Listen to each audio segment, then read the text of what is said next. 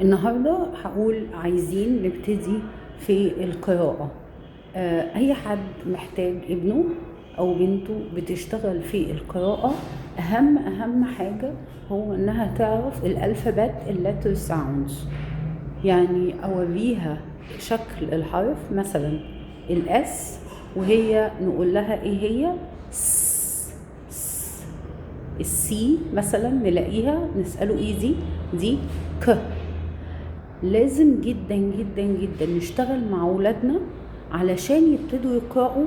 المفتاح الأساسي هو اللتر ساوندز، إنهم يبقوا عارفين اللتر ساوندز. ما تتنقلوش لأي حاجة خالص ننقلها غير اللتر ساوندز. يعرفوا كل اللتر ساوندز، بعد كده لما نحطهم مع بعض ساعتها هيبتدوا إن هم يقرأوا.